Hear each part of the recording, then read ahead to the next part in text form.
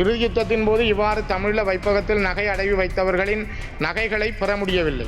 தொடர் யுத்தம், இடப்பெயர்வுகள் அந்த மக்களின் கையில் இருந்த தங்கம் மீதான செல்வாக்கையும் இழக்கச் செய்திருந்தது.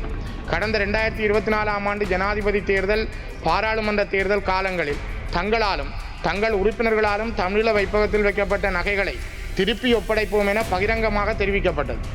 பாராளுமன்ற நிலையற் கட்டளை 27(2) கீழ் நிதி கொள்கை வகுத்தல் மற்றும் பொருளாதார அபிவிருத்தி டிஜிட்டல் பொருளாதார அமைச்சரும் மாண்புமிகு ஜனாதிபதியுமான அன்றகுமார திசாநாயக்கா அவர்களை இன்றைய தினம் கேட்பதற்கு 1980களிலிருந்து 2009ஆம் ஆண்டு வரை வடக்கு கிழக்கு மாகாணங்களில் வாழ்ந்த தமிழ் மக்கள் கடுமையான போர் தாக்கங்களையும் பொருளாதார நெருக்கடிகளையும் எதிர்கொண்டார்கள்.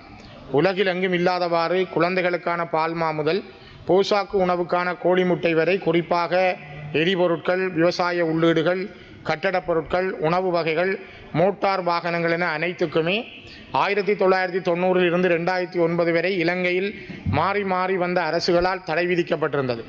இதனால் வடக்கு கிழக்கில் வாழ்ந்த தமிழ் மக்களின் பொருளாதாரம் மட்டுமல்ல, போசாக்கு வீதமும் மிக கீழ்மட்டங்களிலேயே காணப்பட்டது. இப்பொழுதும் கூட போசாக்கு குறைபாடுள்ள மாவட்டங்களில் கிளிநொச்சி, முல்லைத்தீவு மாவட்டங்கள் உள்ளடக்கப்பட்டிருப்பதை காண முடியும்.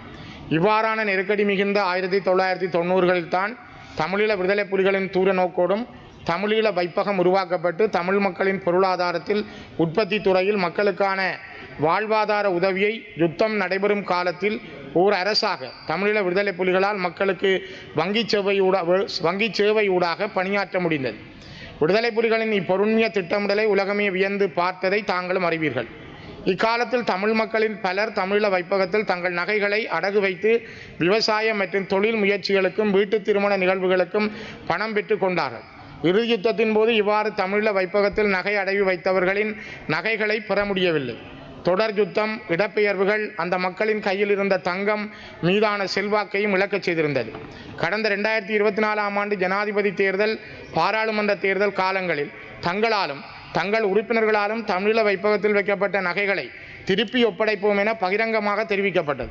தேர்தல்கள் முடிந்து ஓராண்டுக்கு மேலாகியும் எதிர்பார்ப்போடும் ஏக்கத்தோடும் இருக்கும் தமிழ் மக்களுக்கு எந்த மகிழ்ச்சியான செய்தியும் இதுவரை கிடைக்கவில்லை.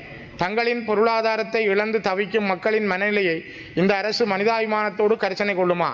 முதலாவது கேள்வி, வடக்கு கிழக்கில் இவ்வாறு தமிழ் மக்களிடம் எடுக்கப்பட்ட தங்க நகைகள் எத்தனை கிலோ பவுன்?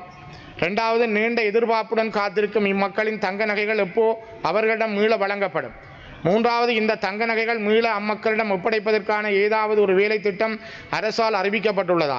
நான்காவது, மொத்தமாக வடக்கு கிழக்கில் இவ்வாறு தமிழீழ வைப்பகத்தில் தங்க நகைகளை அடகு வைத்தோரின் விவரங்களையாவது உங்கள் அரசு மேற்கொண்டு வெளியிடுமா?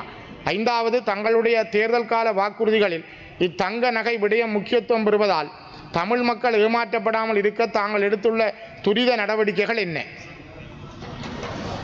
ගරු ආණ්ඩු පක්ෂයේ සංවිධායක ප්‍රධාන සංවිධායක කතානායකතුමනි, මේ සඳහා සතියක කාලයක් ලබා ගන්නවා.